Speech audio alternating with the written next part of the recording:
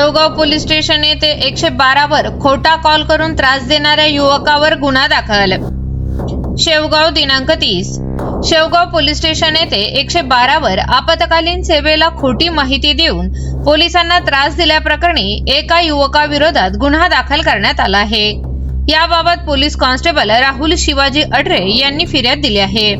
फिर्यादीत नमूद केल्याप्रमाणे दिनांक 30/3/2026 रोजी ते 112 सेवेसाठी ड्युटीवर असताना MTD वर कॉल प्राप्त झाला। त्या कॉलमध्ये मिरी रोड येथे एक पोलीस कर्मचारी दारू पिऊन पडलेला आहे अशी माहिती देण्यात आली होती।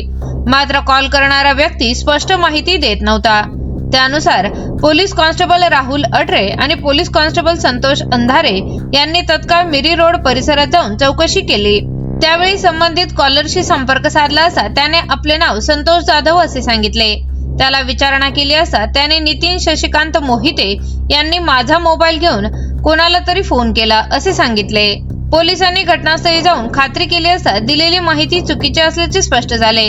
संबंधित कॉलरने योग्य माहिती न देता 112 सेवेला कॉल करून लोकसेवकांना त्रास दिल्याचे निष्पन्न झाले। या प्रकरणी कॉल ID CFS 3551-2594 संदर्भात नितीन शशिकांत मोहिते यांच्या विरुद्ध भारतीय न्याय संहिता 2023 च्या संबंधित कलमान्वये गुन्हा दाखल करण्यात आला आहे। करायचा आहे लाईव्ह कार्यक्रम किंवा आहे कसले आंदोलन जनसामान्यपर्यंत पोहोचेल आपला हक्काचा आवाज जनतेचा। बातमी व जाहिरातीसाठी संपर्क करा स्क्रीनवर दिलेल्या नंबरवर।